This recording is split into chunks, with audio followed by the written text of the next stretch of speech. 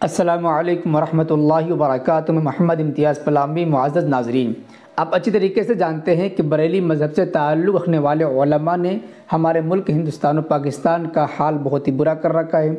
مسلمانوں کو دو حصوں میں تقسیم کر رکھا ہے۔ آئے دن مسلمانوں کو ورگلاتے رہتے ہیں، جھگڑا کراتے رہتے ہیں۔ جب کسی اہل دیوبند کا انتقال ہو جائے تو بریلویوں کی طرف سے فتویٰ لگ جاتا ہے کہ ان کا نماز جنازہ بھی نہیں پڑھنا ہے۔ اگر کسی نے پڑھ لیا تو ان کا نکاح بھی ٹوٹ جاتا ہے، گاؤں سے سماج سے بائیکاٹ کر لیا جاتا ہے۔ ہم آپ کو ایک ایسا ویڈیو دکھاتے ہیں کہ جہاں پر دو مفتی مل کر بات کر رہے ہیں۔ یہ دونوں بریلی مذہب سے تعلق رکھنے والے ہیں، لیکن دونوں اچھی بات کرتے ہوئے یہ بتا رہے ہیں کہ اگر کسی نے علماء دیوبند کے پیچھے، دیوبندی کے پیچھے نماز پڑھ لی یا ان کی نماز جنازہ پڑھ لی تو اس کی وجہ سے نکاح نہیں ٹوٹے گا، نماز میں کوئی خلل نہیں ہوگا، بلکہ ایسا کرنا بالکل درست ہے۔ جو لوگ نکاح ٹوٹنے کا فتویٰ دیتے ہیں یہ سراسر غلط ہے، سنت کے خلاف ہے، اور یہ بہت دنوں سے نہیں بلکہ 2006 سے یہ معاملہ چل رہا ہے، اس سے پہلے ایسا نہیں تھا۔ کیا باتیں انہوں نے کہی ہے پوری اب آپ کی خدمت میں پیش کرنے جا رہے ہیں۔ ایک بات دھیان میں رہے کہ یہ دونوں حضرات بریلوی مذہب سے تعلق رکھنے والے ہیں۔ جب یہ اہل بدعت کہتے ہیں تو اس سے مراد علماء دیوبند ہوتے ہیں، لیکن چونکہ یہ بریلوی ہیں یہ ہمیں اہل بدعت سمجھتے ہیں، اس لیے اہل بدعت کا لفظ استعمال کر رہے ہیں۔ اہل سنت کے واضح نظریات کے مطابق اہل بدعت کے پیچھے نماز بحالت مجبوری ہو جائے گی۔ سوال یہ ہے کہ ہندوستان کی جو فضا بنی ہے، یہاں کا جو ماحول بنا ہے، اس میں اگر کوئی شخص اہل بدعت کے پیچھے نماز پڑھ لیتا ہے، یا امام طحاوی رحمۃ اللہ نے ایک بات لکھی ہے، اس میں اہل سنت کے جو نظریہ انہوں نے بیان کیا کہ فاسق و فاجر کے پیچھے نماز پڑھی جائے گی، اور اہل قبلہ میں سے اس طرح کا کوئی شخص اگر انتقال کر جاتا ہے تو اس کی نماز جنازہ بھی پڑھی جاتی ہے۔ لیکن ہندوستان کی جو ابھی موجودہ جو ماحول بنا ہوا ہے، یہ لوگوں نے بنا رکھا ہے، اس میں یہ ہے کہ کوئی شخص اگر اہل بدعت کے پیچھے نماز پڑھ لیتا ہے یا جنازے میں شریک ہو جاتا ہے تو صرف یہ نہیں کہ مطلب کہ ان کو یہ کہا جاتا ہے کہ بھائی تم نے غلط کیا، بلکہ اس کی بنیاد پہ نکاح ٹوٹنے کا بھی فیصلہ کرتے ہیں، اور کوئی صاحب نکاح ہوتا ہے تو کہتے ہیں تجدید نکاح بھی کیجیے، جیسا کہ ابھی حال میں بنارس میں ایک واقعہ دیکھنے کو ملا کہ ایک شخص جو بدعتی فرقے سے متاثر تھا، اس کا انتقال ہو گیا، اور اس کے بچے جو بریلوی کہلاتے تھے انہوں نے اپنے باپ کی نماز جنازہ پڑھ لی، تو وہاں کے علماء نے ان بچوں کا نکاح پڑھوایا۔ تو اہل بدعت کی اقتداء اور پھر اس اقتداء کی بنیاد پہ نکاح کا ٹوٹ جانا اور اصل نو نکاح پڑھوانا، یہ امت اس وقت ہندوستان کی جو نئی نسل ہے وہ اضطراب کا شکار ہے۔ اس بارے میں آپ کیا رہنمائی فرمائیں گے؟ دیکھیے جیسا کہ آپ نے بتایا امام طحاوی نے لکھا ہے، امام طحاوی کے علاوہ دیگر ائمہ نے لکھا ہے، علم عقیدہ نے اور علم تصوف نے، علم فقہ نے، کہ اہل سنت کی علامتوں میں سے ایک علامت یہ بھی ہے کہ وہ اہل قبلہ کی نماز پڑھیں گے، وہ اہل قبلہ چاہے اہل بدعت ہو یا اہل سنت، ان کی نماز پڑھی جائے۔ کوئی شخص ایسا جس کا انتقال ہوا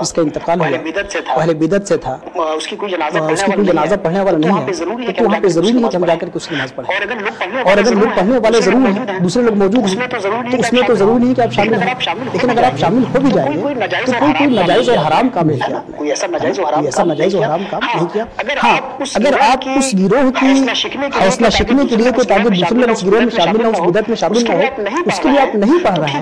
تو ٹھیک ہے، ایک عمل ہے کہ پڑھنا، نماز جنازہ میں ہر آدمی کا شریک ہونا کوئی ضروری تو نہیں ہے۔ اگر کوئی احتیاط کر رہا ہے تو اچھی بات ہے، تاکہ اس نیت سے اگر احتیاط کر رہا ہے تو دوسرے ہمارے لوگ اس بدعت میں شامل نہ ہوں، تو کہیں گے ٹھیک ہے، ایک اچھی نیت ہے۔ لیکن اگر پڑھ لی تو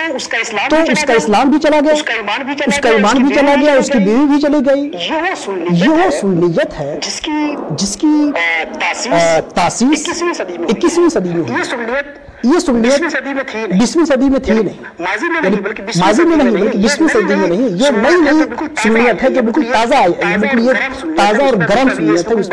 اس میں کوئی باسی پن نہیں ہے۔ اس سنیت کا آغاز غالباً 2006 میں ہوا کہ جب مراد آباد میں ایک مفتی صاحب نے ایک گاؤں میں ایک عام دیوبندی کی نماز میں شمولیت کی وجہ سے پورے گاؤں والوں کی تجدید ایمان کروا دی اور ان کا نکاح بھی پڑھوا دیا۔ میری ایک پروفیسر تھی جامعہ میں، سمینہ حسن صدیقی، وہ کہنے لگی کہ مولوی صاحب نے ان بڈھوں کو بھی کبھی نکاح کروا دیا جن بڈھوں کو نکاح کی حاجت ہی نہیں۔ تو اہل بدعت کی نماز پڑھیں گے تو آپ اسلام سے چلے جائیں گے۔ یہ والی جو سنیت ہے یہ 21ویں صدی میں پیدا ہوئی ہے، جو 2006 سے شروعات ہوئی ہے، اور آپ ایک تازہ مثال دوسری مثال پیش کر رہے ہیں، اور بھی اس طرح کی مثالیں آئی ہیں۔ اور مفتی صاحب ہمارے جو ہے جاننے والے مفتی صاحب ہیں، اس فتوے کی بنیاد پہ ماشاءاللہ مقبول بھی بہت ہوئے، بڑی مقبولیت ہوئی ان کی، اور وہ مناظر عالم ہو گئے، چونکہ ان کو سہارا نیوز نے غالباً سہارا کے غزالی نیوز نے چینل نے ان کو دکھا دیا آن لائن، تو وہ تو انٹرنیشنل مناظر بن گئے اسی۔ یہ مشہور ہونے کے لیے ہی ایسا فتویٰ دیتے ہیں تاکہ وہ مشہور ہو سکے، لوگوں میں مقبولیت ان کی بڑھ جائے۔ معزز ناظرین، آپ نے سنا کہ کس طریقے سے ان دونوں حضرات نے واضح انداز میں کہا کہ اگر کسی دیوبندی، اگرچہ دیوبندی کا لفظ استعمال نہیں کیا، بدعتی کا لفظ استعمال کیا ہے، لیکن میں نے کہا پہلے بھی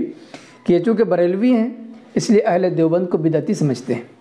لیکن بہرحال جو بھی سمجھے اور جو بھی لفظ استعمال کرے، لیکن مراد یہی ہے کہ اگر کسی نے دیوبندی کے پیچھے نماز پڑھ لی یا کسی بریلوی نے علماء دیوبند کی نماز جنازہ پڑھ لی یا ان کے پیچھے نماز جنازہ پڑھ لی، تو اس کی وجہ سے جو بریلوی نکاح ٹوٹنے کا فتویٰ دیتے ہیں وہ سراسر غلط ہیں، سنیت کے خلاف کر رہے ہیں۔ فقہائے اعظام نے جو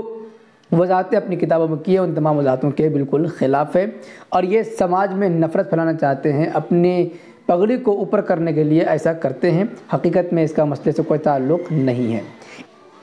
معزز ناظرین، اس تفسیر کے سلسلے میں آپ حضرات کی کیا رائے بنتی ہے کمنٹ باکس میں ضرور لکھیں۔ یقیناً ویڈیو پسند آئی ہوگی، لائک کریں اور خوب شیئر کریں تاکہ دنیا کو یہ حقیقی پیغام پہنچ سکے۔ شکریہ، جزاک اللہ۔ السلام علیکم ورحمۃ اللہ وبرکاتہ۔